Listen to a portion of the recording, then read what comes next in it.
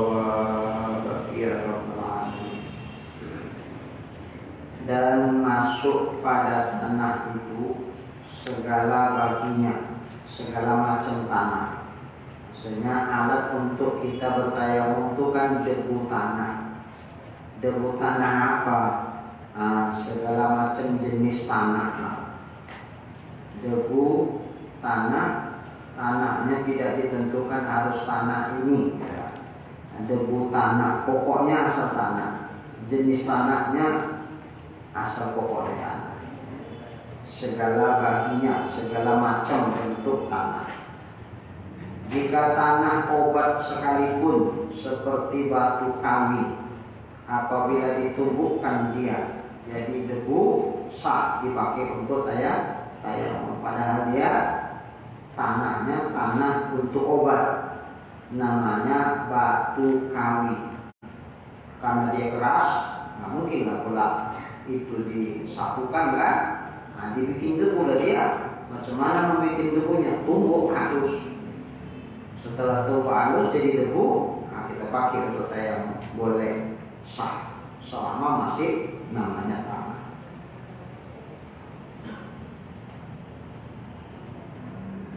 Dan yang dibakar daripadanya, nah, ini juga tanah yang sudah dibakar pun sah dijadikan alat untuk bertayamum, dengan catatan selama tiada jadi abu. Tapi kalau dibakar jadi abu, tak bisa lagi lah pula, karena berubah namanya, bukan tanah lagi, udah jadi abu namanya. Apa itu abu? Bukan tanah. Selama belum disebut abu, masih tanah, walaupun sudah dibakar sah. Makanya apa namanya, batu bata kan udah dibakar tuh, kan nggak jadi abu ya, masih bisa tumbuhkan dia batu bata tuh, karena dia asalnya dari tanah, ya masih bisa dipakai untuk tayamum. Dan tiada sah tayamum dengan tanah yang bercampur dengan tepung. Nah, kalau tanah campur tepung nggak sah. Kenapa? Karena saking halusnya dia ketika disapukan, ada nanti bagian anggota tayamum umpama muka yang dia tersapu oleh tepung. Karena sudah tersapu tepung, tak bisa debu menyapu dia. Berarti kan tersapu tepung, debunya nimpa tepung. Jadi yang nyapu itu bukan debunya tapi tepung. Makanya ada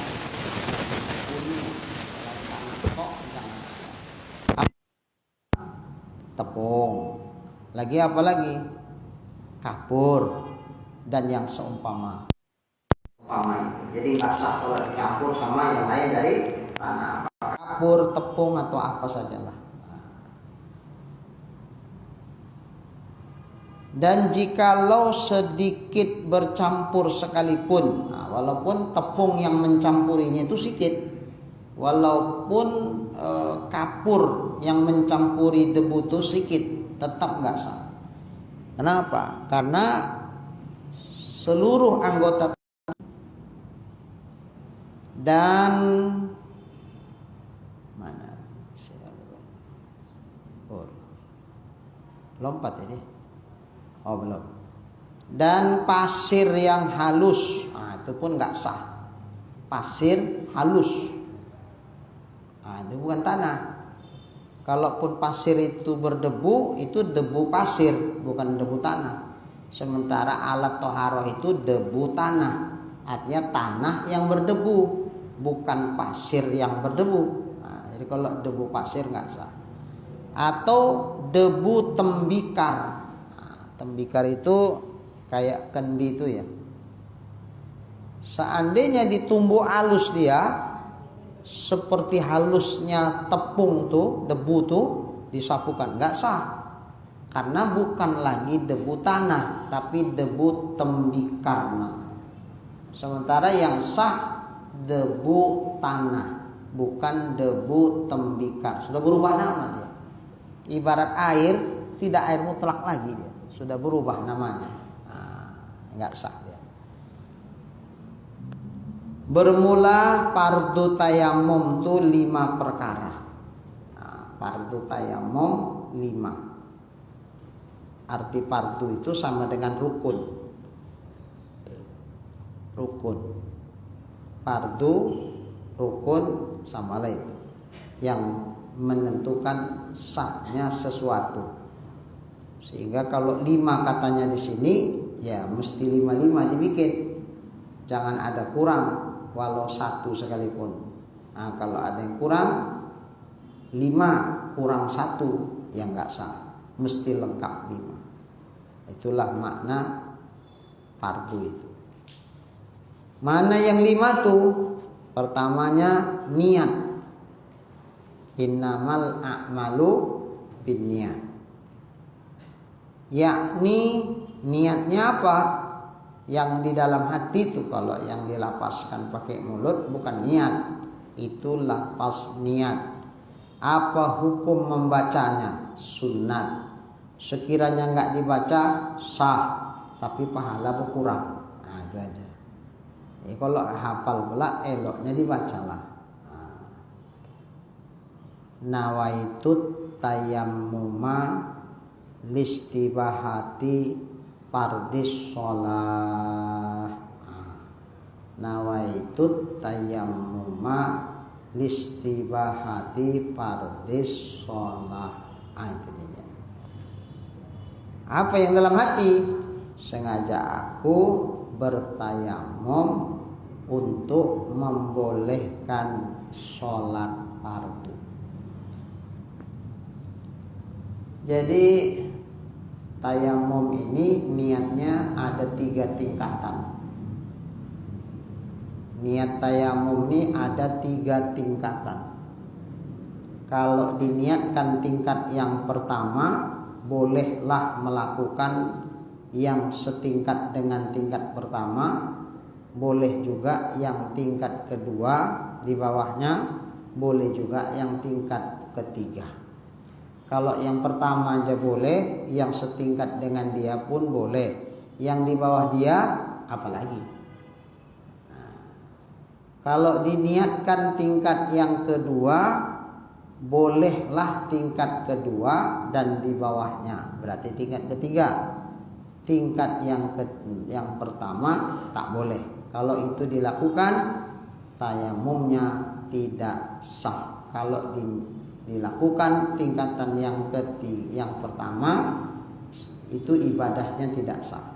Nah, karena dia diniatkan membolehkan tingkat kedua. Tingkat ketiga saya boleh. Tingkat pertama karena nggak diniatkan tak boleh. Nah, kalau diniatkan tingkat yang ketiga, hanya boleh yang ketiga saja. Yang kedua dan pertama tak boleh. Mana 3 itu? Pertama, bertayamum dengan niat membolehkan sholat fardu. Ingat, tayamum ini bukan mengangkatkan hadas, tapi membolehkan. Maka jangan diniatkan sengaja aku bertayamum mengangkatkan hadas kecil, nggak sah itu. Atau kalau dia sedang junub misalnya atau berhenti haidnya, nggak boleh sengaja aku mengangkatkan hadas haid. Sengaja aku bertayamum mengangkatkan hadas janabah, nggak boleh. Nggak boleh. Kenapa nggak boleh? Karena tayamum tidak mengangkatkan hadas. Tayamum fungsinya membolehkan apa yang tak boleh ketika saat dalam keadaan hadas. Kalau hadas kecil tak boleh dia nyentuh Quran, tak boleh dia mengangkat Quran, tak boleh dia sholat, tak boleh dia tawaf, baik yang wajib maupun yang sunat. Nah, haram itu dilakukan. Tapi ketika dia bertayamum, maka dengan tayamum ini yang tak boleh tadi pun jadi boleh. Yang tak boleh tadi haram jadi boleh. Siapa membolehkannya? Tayamum ini. Jadi cuman itu fungsinya? Iya. Apakah terangkat hadasnya? Kalau hadas kecil yang di muka, tangan sampai siku, kepala dan kaki, apa hilang hadasnya dengan dia tayamum? Tidak. Kalau ibarat mandi wajib dengan dia tayamum, apa hilang kewajiban mandi wajib untuk mengangkatkan hadas besarnya? Tidak. Nanti kalau jumpa air, wajib dia mandi. Tidak bisa dipadakan tayamumnya itu untuk sholat zuhur nanti. Wajib dia mandi. Kenapa? Karena tayamumnya yang tadi pagi itu bukan mengangkatkan hadas, tapi membolehkan sholat subuh misalnya. Hadasnya masih tetap ada. Cuman sudah tak ada larangan kita sholat karena kita sudah melakukan tayamum. Boleh. Tapi bukan berarti dengan tayamum itu hadas di sekujur tubuh jadi terangkat. Oh enggak, hadasnya masih ada. Makanya ketika sholat zuhur, mau sholat, air pun sudah datang, banyak pun bahkan, ya udah wajib dia mandi lagi. Tak dipadakan tayamumnya itu, karena tayamum tidak mengangkatkan hadas. Berarti di tubuh orang yang janabah ini ada hadas besar, baru terangkat dia kalau mandi wajib. Kalau enggak mandi wajib tak terangkat itu. Berarti masih berhadas lah dia. Iya. Jadi seandainya enggak jumpa air 10 tahun, berarti selama 10 tahun itu berhadas terus. Iya. Jadi macam mana sembahyangnya? Tapi udah dibolehkan dengan tayamum. Maka setiap kali mau sembahyang tayamumlah. Makanya tayamumnya pun jangan diniatkan mengangkatkan hadas. Tayamumnya diniatkan membolehkan, istibahah. Sengaja aku bertayamum jangan mengangkatkan hadas. Jangan, enggak sah itu. Jadi ini apa? Sengaja aku bertayamum untuk membolehkan. Membolehkan apa? Membolehkan yang tak boleh dilakukan dalam keadaan berhadas. Apa misalnya? Kalau dia hadas besar, ya untuk membolehkan sholat, untuk membolehkan sholat fardu, untuk membolehkan hubungan suami istri misalnya. Iya. Apa hukumnya? Habis haid istri, udah bersih ini darahnya, tapi belum mandi wajib, apa hukumnya dicampuri? Apa hukumnya? Haram.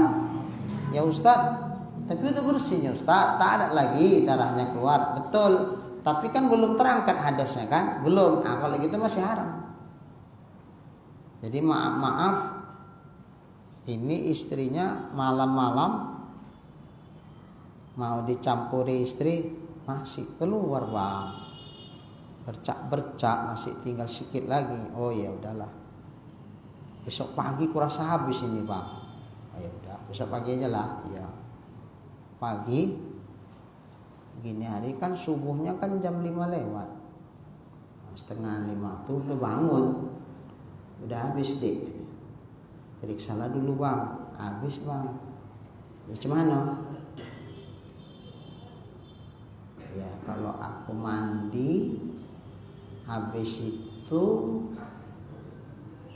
campur, habis itu mandi lagi 2 kali lah bang mandinya.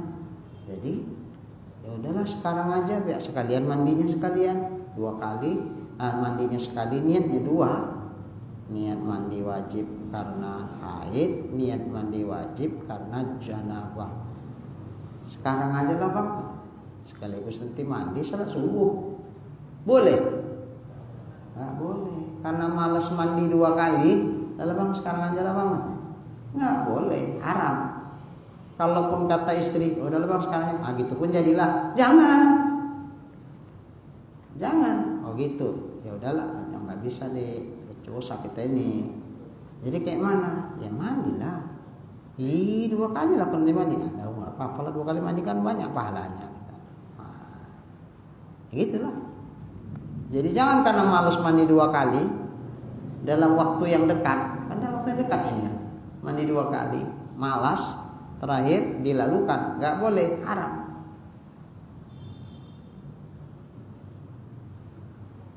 Tapi kalau misalnya air nggak ada, macam mana? Tayamum. Nah, kalau tayamum ini, misalnya masuk waktu subuh, tayamumlah mau sholat nggak ada air. Sengaja aku bertayamum untuk membolehkan sholat fardu. Itu niatnya. Habis bolehkan sholat fardu, sholat aja. Tayamum. Habis sholat campur, boleh nggak? Nggak boleh. Ya Ustaz, niatnya bolehkan sholatnya, bukan bolehkan campur. Kalau sholat aja boleh, apalagi campur. Karena campur itu tingkat ketiga. Kalau diniatkan tingkat pertama, saya bilang tadi, boleh pertama, kedua, ketiga. Jadi begitu dia masuk waktu subuh, tayamumlah, diniatkannya lah sengaja aku bertayamum untuk membolehkan sholat fardu. Habis itu sholatlah. Tapi sebelum sholat fardu, kayaknya afdal sunat dulu lah ini. Sunat dia dulu, sholat sunat qobliyah subuh tuh kan. Nah, habis itu sholat fardu subuh, boleh nggak? Boleh. Yang fardu aja boleh, masa yang sunat tak boleh? Nah, habis sholat fardu campur sama istri, sama suaminya, boleh nggak? Boleh. Wah, wong sunat aja boleh, sholat aja boleh, apalagi campur. Campurnya tingkat ketiga. Jadi kalau yang pertama diniatkan, 2, 3 boleh. Boleh. Nah, jadi seeloknya tayamum itu niat yang pertama, supaya 2, 3 otomatis boleh. Kalau diniatkan yang kedua saja, yang boleh 2, 3, 1 tak boleh. Diniatkan yang ketiga saja, 3 itu aja lah, 1, 2 tak boleh. Nah, mana contoh yang niatkan untuk membolehkan yang tingkat pertama? Membolehkan sholat fardu. Sholat fardu, jangan lupa fardu. Kalau boleh sholat fardu, bolehlah sholat sunat. Kalau boleh sholat, bolehlah campur. Nah, kalau boleh sholat, bukan campur maksudnya, megang Quran, boleh. Baca Quran, boleh. Padahal ini barusan haid, berhenti ini, ya nggak apa-apa. Barusan junub ini, ya udah, orang memang udah tayamum, udah boleh itu. Kalau sembahyang fardu boleh, sembahyang sunat boleh, baca Quran udah boleh, nyentuh Quran udah boleh. Karena nyentuh dan baca Quran masuk tingkatan yang ketiga, sama kayak campur. Nah, jadi tingkatan pertama membolehkan sholat fardu. Tingkatan yang kedua membolehkan sholat saja, nggak pakai fardu. Kalau diniatkan membolehkan sholat, itu jatuh bolehnya sholat sunat itu. Nah, baru boleh sholat fardu kalau diniatkan membolehkan sholat fardu. Fardunya itu mesti disebut dalam hati. Kalau nggak disebut dalam hati, sengaja aku bertayamum untuk membolehkan sholat, itu berarti tingkat yang kedua, jatuh sholat sunat. Jadi bolehlah dengan niat begitu sholat sunat plus di bawah dia. Apa di bawah dia? Yang tingkat ketiga lah, baca Quran boleh, nyentuh Quran boleh, campur hubungan suami istri kalau dia baru haid boleh. Karena itu tingkat yang ketiga. Kalau diniatkan tingkat yang ketiga, tingkat pertama kedua tak boleh. Jadi misalnya ini macam tadi lah, iya Allah sesak kali, mau campur air tak ada, cek mana ini? Nggak boleh lah, ya udahlah tayamum aja lah deh. Oke, tayamum. Sengaja aku bertayamum untuk membolehkan sholat, untuk membolehkan campur gitu. Nah, bolehkan hubungan suami istri. Dah siap tayamum, sayang rasa si istri. Bang, aku sholat tahajud dulu lah bang. Masih jam 4 nih, masih ada waktu tahajud. Ya bang, sabar kan bang. Ya udah sholat lah kata suaminya. Sholat dia. Nggak boleh. Karena sholat tahajud tuh sholat sunat. Itu tingkat yang kedua. Sementara tadi niatnya untuk membolehkan hubungan suami istri. Itu tingkat ketiga. Kalau tingkat ketiga diniatkan tak boleh. Yang kedua, apalagi yang pertama sholat fardu, tambah tuh tak boleh. Nah, jadi jangan. Kalau diniatkan tingkat ketiga, hanya boleh yang tingkat ketiga. Tapi misalnya gini, bang, sebentar aku baca Quran dulu ya bang. Asal nggak merengut aja lah kayaknya. Nah, bang, sebentar baca Quran dulu ya bang ya. Ya udahlah, baca kaulah Quran tuh. Boleh nggak baca Quran? Boleh. Kenapa? Karena baca Quran tingkatan yang ketiga. Tapi biasanya tak akan ada lagi teringat nama baca Quran tuh. Ada. Nah gitulah dia. Itu lagi niat tayamum 3 tingkatan. Begitu juga lah niat wudu bagi orang yang silasul baul. Apa silasul baul? Yang udah dol kerannya, netes, asalkan 1 menit sekali, di luar batas kemampuan dia menahannya, keluar aja sendiri itu, tes, asal semenit, tes, nah, kayak keran dol itulah. Nah, 1 menit mungkinkah di situ wudhu plus siap dengan sholatnya? Mana mungkin, sholat apa 1 menit? Walaupun subuh 2 rakaat, kayaknya 1 menit gak siap itu. Apalagi tambah wudhu, tak siap. Baik. Jadi macam mana ini? Ya udah, tetap wajib wudhu. Cuman apa yang menjadi persyaratan wudhu itu sama kayak tayamum. Karena posisinya sama, ini tidak mengangkatkan hadas. Biasa kan wudhu kalau normal nggak tes, itu kan tujuan wudhu mengangkatkan hadas kan, hadas kecil. Nah, niatnya kan begitu, memang untuk itu pun. Nah, kalau ini bukan mengangkatkan hadas, karena kayak tayamum itu juga bukan mengangkatkan hadas. Ini pun gitu juga, karena hadas tak mungkin terangkat. Belum siap pun kita wudhu, udah datang lagi hadas baru, tes. Jadi kalau inilah jadi ukurannya, macam mana dia? Nggak sembahyang lah, nggak bisa. Nah, jadi untuk yang kena penyakit tes tadi, itu syaratnya kayak tayamum juga. Harus dia bertayamum, berwudu seperti tayamum juga setelah masuk waktu. Kalau tayamum belum masuk waktu untuk sholat, dia nggak sah tayamum. Jam 12 tayamum laku, biar pergi ke masjid nggak repot-repot lagi tayamum di masjid, nanti bawa debunya repot lagi. Udahlah di rumah aja lah. Nah jam 12 tuh udah tayamum dia, habis itu berangkatlah ke masjid. Nggak sah. Umpama Jumat lah, umpama Jumat. Kita Jumat kan piginya belum azan, kan tidak di situ azan, di situ baru pergi. Jadi sebelum azan udah pergi. Kita bilanglah 15 menit menjelang azan kita pun pergi. Tapi sebelum pergi karena memang nggak ada air waktu itu, pam mati misalnya, tayamum dia duluan. Jam berapa Bapak tayamum? Jam 12.15. Belum ada waktu masuk, belum boleh, nggak sah itu tayamumnya. Masuk waktu dulu. Waktu apa? Ya waktu sholat lah. Kalau Jumat ya waktu zuhur itulah. Nah, baru setelah masuk waktu tayamum lah dia. Setelah tayamum ya udah boleh dia mau ibadah, sholat sunat tahiyatul masjid, silakan. Tapi udah masuk waktu, udah azan lah, baru dia tayamum. Jangan belum azan udah tayamum. Ini toharoh darurat.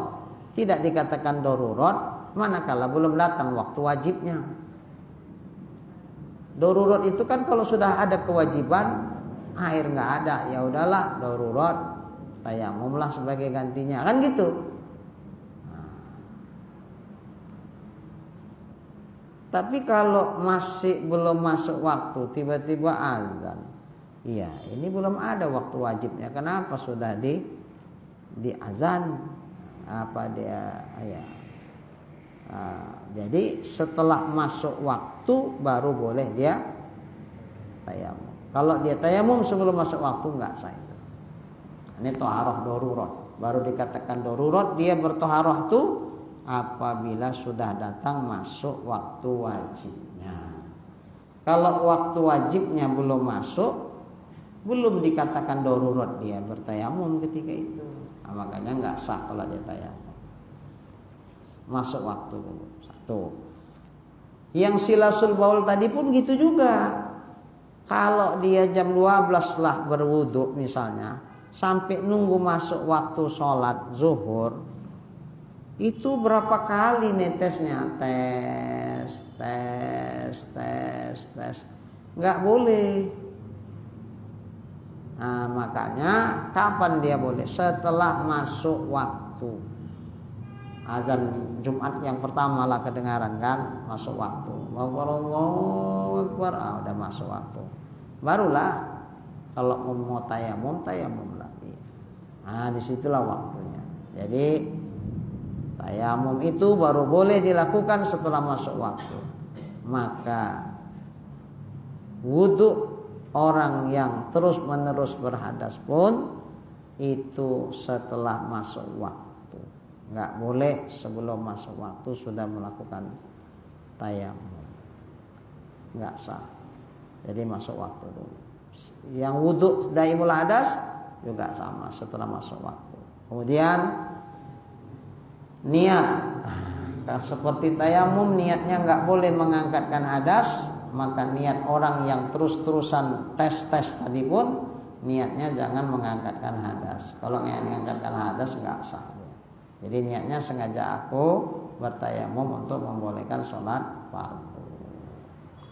Nah, gitu juga lah wudu orang yang terus-menerus tes. Jangan sengaja aku berwudu mengangkatkan hadas kecil. Enggak sah itu. Karena hadas kecil enggak akan terangkat karena netes terus dia. 1 menit sekali tes. Gimana bisa kita angkatkan dia?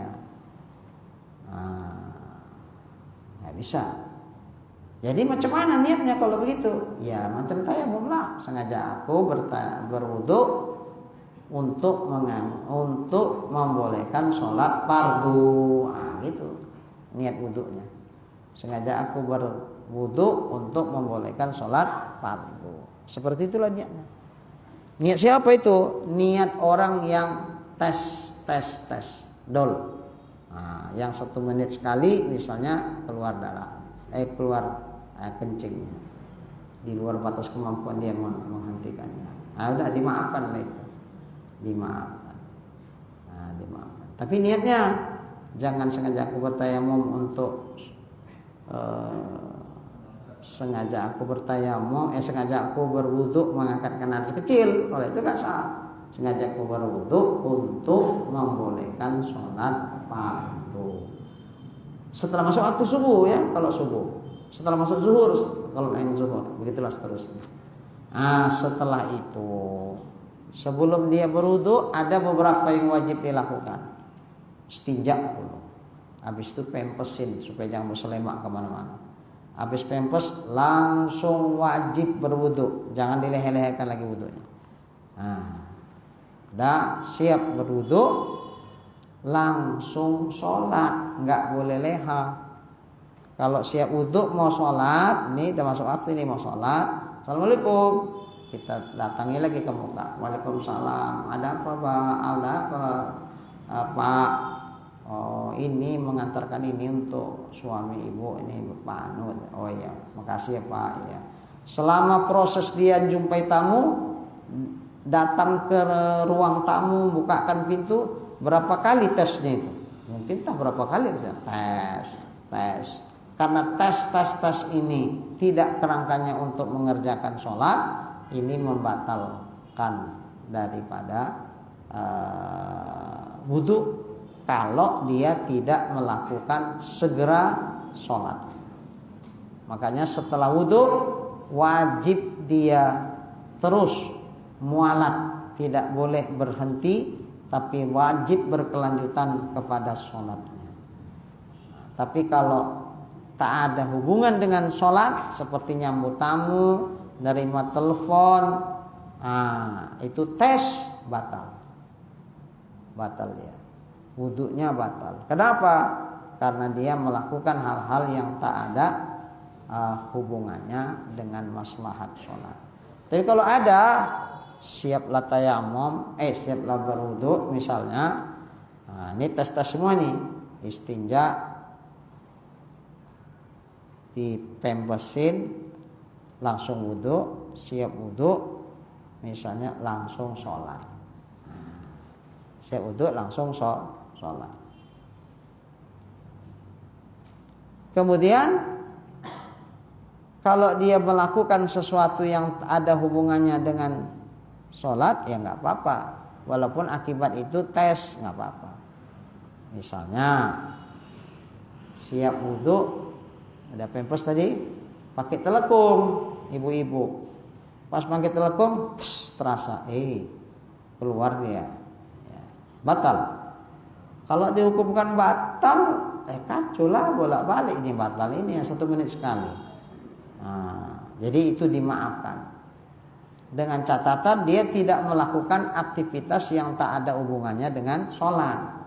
Tapi kalau dia melakukan aktivitas yang tak ada hubungannya dengan sholat, begitu tes batal wudhunya, wajib ulang. Bukan cuma ngulang wudhunya, pempesnya pun diulangi karena pasti tes bernajis dia. Wajib diulangi. Nah, habis itu terus sholat. Jangan lagi kemana-mana pikiran. Lagi sholat, Allahu Akbar, tes. Netes lagi dia. Biarin, nggak apa-apa, aman itu. Baca Fatihah. Separuh baca Fatihah, tes keluar terasa. Keluar lagi dia. Nggak apa-apa, maaf. Jadi selama sholat Isya 4 rakaat itu entah berapa puluh kali tes. Kalau dihitung-hitung dia misalnya, tapi ya nggak usuk lah kalau ngitung-hitung itu. Umpamalah dihitungnya, tahulah dia 50 tetes. Ya udah, 50 tetes itu dimaafkan semua, nggak apa-apa. Kenapa? Karena dia tidak melakukan apa-apa yang tak ada kaitannya dengan sholat. Nah, kalaupun dia melakukan sesuatu masih terkait dengan sholat, pakai telekung. Kalau perempuan sunat qomat, kalau laki-laki sunat azan, pakai qobliyah lagi. Udah banyak kali itu ya breaknya kepada sholat fardunya. Ya nggak apa-apa, ini kan sesuatu yang disunatkan dalam sholat, masih rangkaian, nggak apa-apa, itu boleh. Tapi kalau sudah nggak ada rangkaiannya dengan sholat, seperti tadi datang tamu, nyampaikan undangan, awak penyambutnya, waktu itu tes, kalau itu batal karena tak ada kaitannya dengan sholat. Bisa dipahami ya. Ini kasus yang tes tadi itu Ustaz, ketika dia harus menjadi imam lah, ataupun mungkin makmumnya tahu kalau dia sudah tes itu jadi imam. Kemudian bagaimanakah dengan makmum yang mengikuti imam? Itu satu, hukumnya sah tidak sah. Yang keduanya sama dengan kasus anak kecil yang belum berkhitan, ketika dia menimpa orang yang bersolat, yang lagi sholat, kan tentunya hukumnya menjadi batal orang yang sholat tadi itu, dengan asumsi yang anak kecil tadi belum berkhitan. Nah, apakah yang kasus anak kecil tadi itu bisa disamakan dengan yang tes tadi itu, ketika kita berdampingan dengan yang tadi itu, kemudian mungkin menimpa bagian tubuh kita, apakah kaki atau apakah kita juga menjadi tidak sah sholatnya yang tidak tes tadi itu? Ya. Yang pertama, sekarang yang tes itu sah nggak sembahyangnya? Sah. Kalau sah jadi imam. Jadi kalaupun kita imamkan dia sah. Cuman kalau masih ada lagi yang sehat, tentu utamakanlah yang sehat. Tapi kalau nggak ada lagi, tinggal dia lah yang bagus bacaannya. Ya udah, monggo Pak jadi imam. Aku tes. Gak apa-apa, selama dia tidak putus mualat. Siap dia wudhu, istinja dulu, pempes, wudhu, azan kan? Siap azan, qobliyah, dia pun ikut qobliyah, nggak apa-apa. Habis itu qomat, ya udah, habis itu maju ke depan dia. Sah nggak sembahyang dia? Sah. Atau nggak ada yang tertunda kan? Kalaupun menunda yang sifatnya sunat, masih ada perintah. Gitu. Ya udah, sholat sah. Kalau dia sah, ya sah, kita ngikut dia. Cuman kalau masih ada yang lain, itu lebih bagus yang lain. Kemudian kalau yang belum dikhitan kan dia membawa najis tuh pucuknya. Maka kalau kita sembahyang dekat dia, dipijaknya kaki kita, sholat kita jadi batal karena kita menanggung bagian tubuh dia di mana dia berhubungan dengan najis. Gimana orang yang tes itu? Sama aja, kan dia bawa najis kan? bawa najis. Dimaafkan itu najis yang tes untuk dirinya, tapi tidak dimaafkan untuk orang lain. Jadi kalau dia mijek kaki kita pun sama lah itu. Nah, sama juga orang istinja pakai batu. Istinja pakai batu kan hanya hilang benda najisnya, tapi bekas najisnya tak hilang, namanya disolet. Nah, ini macam inilah disolet aja pakai batu. Kan mengeringkan saja dia, mengeringkan najis yang keluar itu, basahnya itu, kencing itu, solat aja. Dah. Berarti masih ada bekas najisnya, masih. Pakai apa ngilangkannya? Ya pakai air. Karena ini dia nggak pakai air, pakai batu, ya udahlah gitu pun jadi. Jangan kuat-kuat kali, nanti lecet. Seukuran kering aja lah, udah cukup itu. Nah, batu keras lah Ustaz. Sekarang udah canggih kok ada tisu. Ya udah tisu boleh. Sholat kan pakai tisu. Lembut itu kan tisu. Tapi jangan tiku basah. Ada ibu-ibu. Nah, dia bilang gini. Jadi di pesawat. Nah, kalau pakai air kan repot ibu-ibu. Istinjaknya pakai air di pesawat. Jadi pakai tisu. Disiapkan di situ ada tisu kering, tisu basah. Jadi kalau pakai tisu kering kan disolet aja. Tapi kalau tisu basah, ini kan udah kayak lap-lap basah dia. Dipilih ibu nih lah tisu yang basah. Istinja lah dia dengan tisu basah tuh. Jadi saya bilang nggak boleh bu, kalau itu namanya menyelemakkan najis.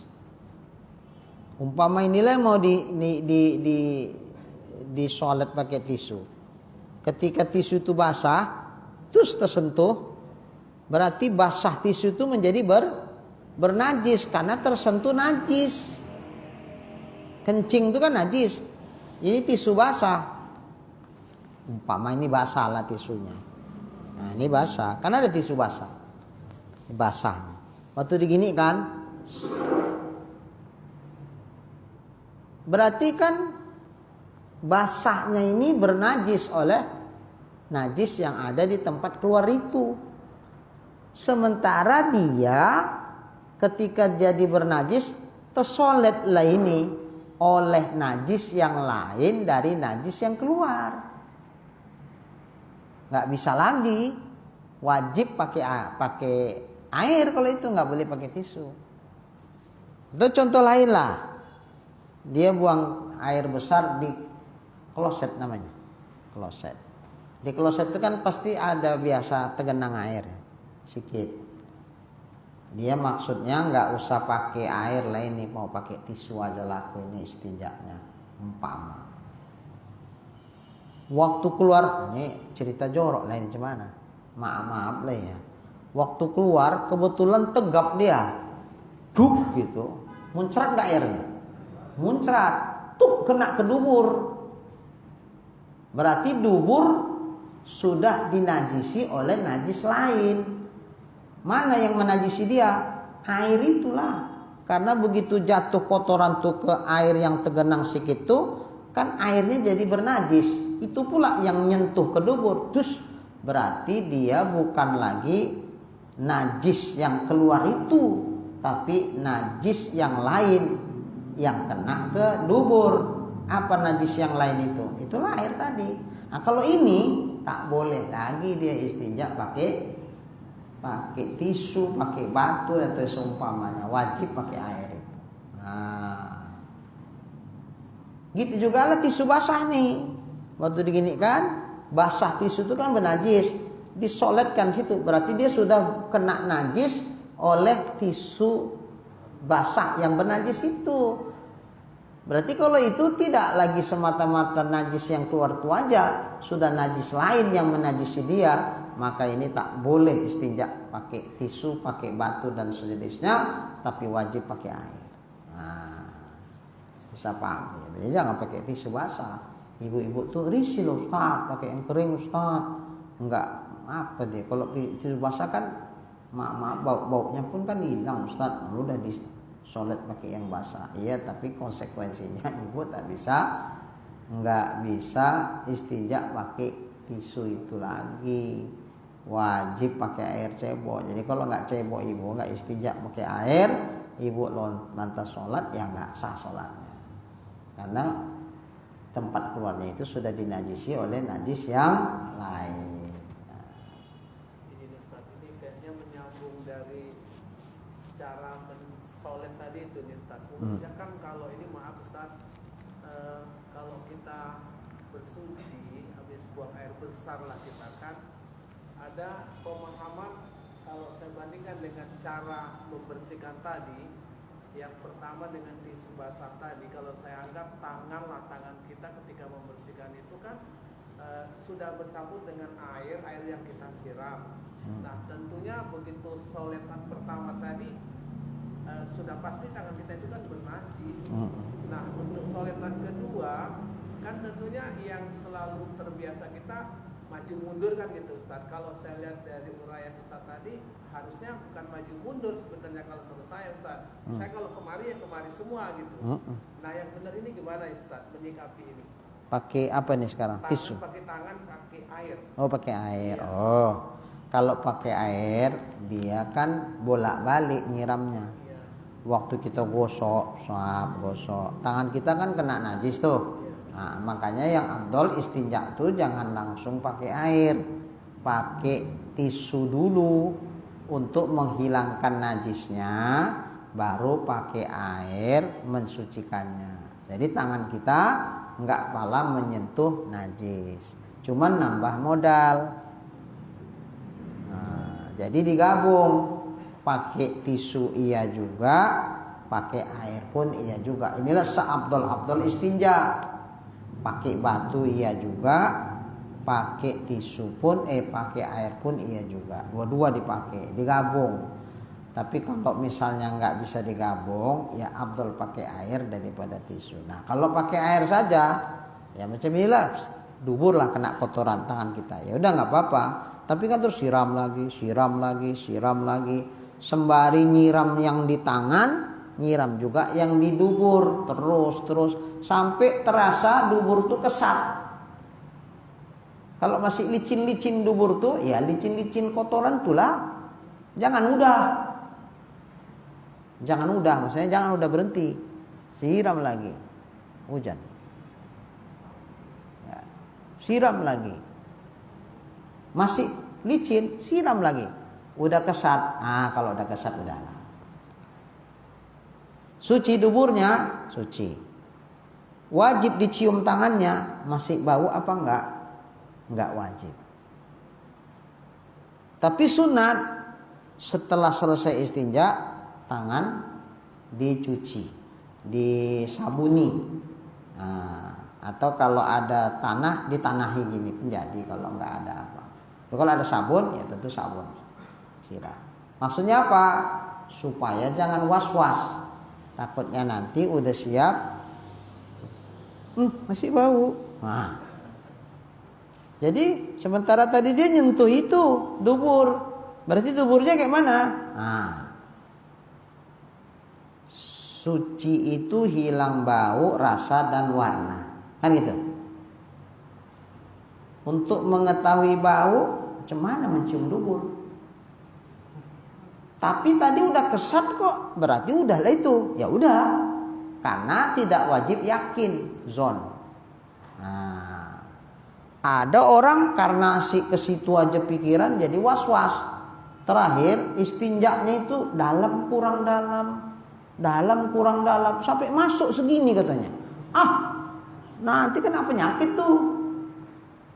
Iya Ustadz. Ada yang bilang katanya mesti masuk segini ke dubur itu, jadi baru suci.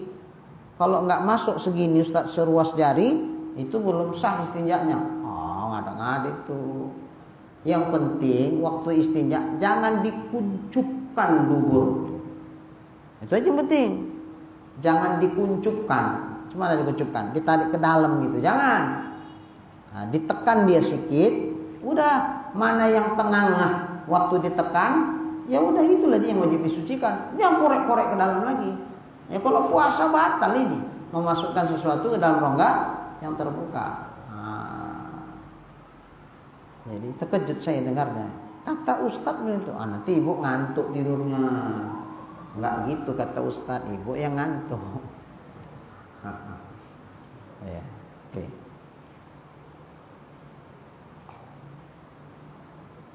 Nah, jadi seperti istinja pakai batu, bekasnya nggak hilang, cuman dimaafkan, dia dibawa sholat, tapi maaf untuk dirinya, tidak maaf untuk orang lain. Sama kayak anak-anak itu juga yang belum khitan. Ya kalau kita sebelah kita istinja pakai batu, dipijaknya kaki kita, tak gitu.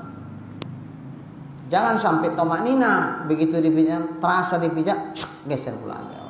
Nggak apa-apa. Sama kayak kejatuhan teh cecak kering, tuk, grup jatuh dia menggelinding, udah nggak apa-apa. Tapi kalau lengket dia basah, tuk lengket, kalau itu batal lah. Sempat tomak nina pula najisnya, itu batal. Nah ini begitu juga, dipijaknya jangan sampai tomak nina, sampai dipijak, cek geser awal, udah nggak apa-apa. Pijak, Allah dipijak pula lah kakiku, mikir pula lagi dia. Kalau itu udah batal lah tuan. Bisa satu Sabtu batal semua. Kebetulan kata imam kan sawu sufufakum, luruskan saf, rapat kata imam. Rapatlah. Apalagi ada pula imamnya model kayak macam nak baris perang tuh dibikinnya. Dibalikkannya badannya, tengokinya. Pak, itu masih bisa satu, Pak. Rapat, Pak. Pak, maju. Sampai gitu-gitunya. Ada satu imam kayak gitu dia. Kalau saya nggak tega gitu-gitu. Macam anak kecil saya rasa. Bapak-bapak tuh saya bikin. Cuman ya dihimbau aja lah. Pada jemaah sekalian, saf, rapat, lurus. Dah. Tak pala sampai awak atur-atur kali. Ada pula saking kan mengaturnya putus mualat Jumat. Itu kan antara khutbah sama Jumat sama sholat takbirnya itu wajib mualat tuh. Jadi asik meluruskan saf imamnya, khotibnya, ustadznya lah. Itu tuh yang di luar, tolong Pak masuk Pak, ini masih kosong. Itu lagi Pak, ini Pak maju Pak, rapat macam mana. Kalau sampai putus mualatnya, Allahu Akbar, percuma, nggak sah sembahyang Jumatnya. Jadi ada saatnya yang nggak usah gitu-gitu kali juga. Nggak usah gitu ya. Mereka kan bukan anak-anak, mereka udah dewasa, dihimbau, dikasih pengertian. Kalau memang betul-betul berjalan lawak ke belakang, ini masih kurang nih, maju. Nggak sampai gitu juga kan? Dihimbau aja lah. Sap, sop. Kalau tulisannya nggak pakai alif itu, tapi membilangnya pakai alif. Sop.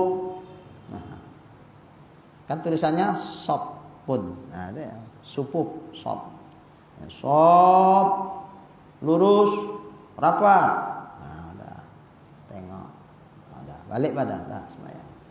Kalau mau atur kali, mau berapa lama, dah, tapi baguslah, tapi jangan lama-lama kali, nanti putus mualat. Jadi karena dianjurkan imam tuh supaya rapat, berapatan lah, rapat betul. Begini. Berdiri sama duduk, mana makan tempat? Duduk. Berdiri aja udah rapat begini, apalagi duduk. Bertimpah lah paha sama paha. Kita tahiyat akhir biasa nimpah kemana? Ke kiri ya, ke kiri. Dia pula pas di sana. Paha dia menimpa paha yang sebelah, plak, batal nggak? Batal. Yang dia pun karena sempit nimpa yang sebelahnya, batal nggak sebelahnya? Batal. Menimpa, batal, menimpa, sampai ke ujung saf, batal semua. Sementara dia nggak batal, itu pula. Dia yang pakai istinja pakai batu tak batal. Kenapa? Karena dia pula menimpa, dia pula istinja pakai batu. Dimaafkan untuk dirinya, tidak dimaafkan untuk orang lain. Yang silasul baul pun gitu juga lah. Makanya kalau udah tahu pula awak ada uzur kayak gitu, udah. Sembahyangnya agak ngasing-ngasing sikit lah, agak jauh-jauh sikit. Yang macam begini, imam pun tahu semaksa. Itu masih longgar tuh Pak, rapat. Kan nggak mungkin dia bilang, aku istinja pakai batu. Nanti kepijak orang. Kan nggak mungkin kan. Ya udahlah, kita tengok, oh, mungkin ada usurnya itu. Dah, gitu aja. Aku lah atur kali. Ya. Cuman selama kita nggak tahu dia silasul baul, selama kita nggak tahu dia istinja pakai batu, walaupun kita tahu ditimpahnya kaki kita, nggak wajib nanya, aman itu. Kecuali kalau dia bercakap. Nah kalau itu ulanglah sembahyang. Dia bercakap, iya, aku pun ada penyakitku ini, ada, udah dol juga ini keran nih, udah agak tua-tua nih, udah beda sama yang muda-muda. Hah? Tadi bapak pijak kaki saya, iya. Kenapa? Nanya pula deh, kenapa? Ya, batal sama yang saya. Oh gitu kan. Tapi kalau dia nggak cakap, aman itu. Karena kita pun nggak wajib nanya, Pak, tadi bapak pijak kaki saya kan? Iya. Maaf lah ya, kata dia pula. Bukan itu Pak. Aku mau nanya, bapak istinja pakai air apa pakai batu? Kurang kerjaan tuh nanya tuh masa. Aman aja, masa nggak wajib ditanya-tanya. Lebih parah lagi nanyanya, bapak kena penyakit tes enggak? Salah paham kawan, nih marah dia kan. Baik. Jadi niat tayamum. Itu yang pertama niat, yaitu niat mengharuskan itu membolehkan sembahyang atau tawaf atau menyentuh mushaf, menyentuh Quran dan seumpamanya. Seperti di niatnya akan datang lah ya, udah 9:30. Insyaallah akan datang. Oh, kalau perkara qada tergantung apa sebab dia tayamum. Kalau sebabnya karena nggak ada air, ya.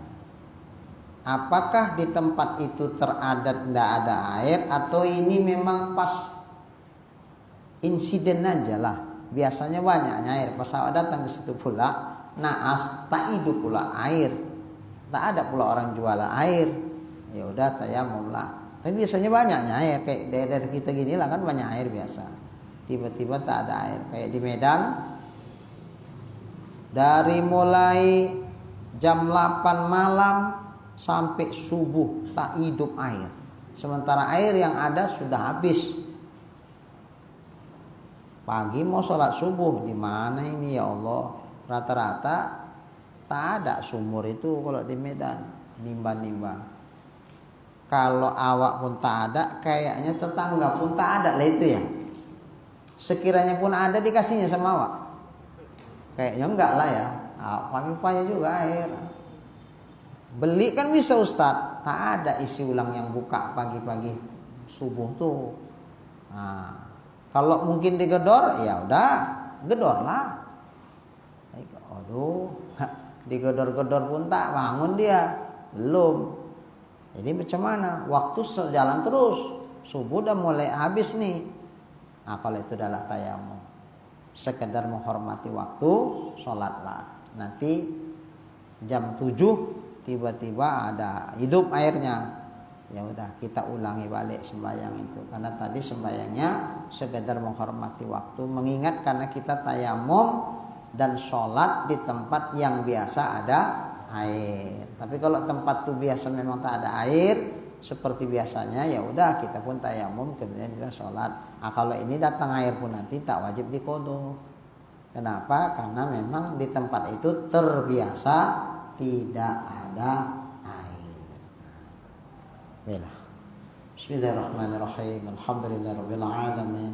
Wassalatu wassalamu ala asyrafil anbiya'i wal mursalin. وعلى آله وصحبه أجمعين اللهم ارزقنا إيمانا كاملا ويقينا صادقا وقلبا خاشعا وعلما نافعا وعملا مقبولا وتوبة نصوحا وحسن الخاتمة. اللهم ارزقنا رزقا واسعا حلالا طيبا مباركا جميلا، وإلى الخير قربنا وعن الشر أبعدنا، واقض حوائجنا في الدين والدنيا والآخرة، إنك على كل شيء قدير. صلى الله على سيدنا محمد وعلى آله وصحبه أجمعين، والحمد لله رب العالمين. تقبل الله منكم.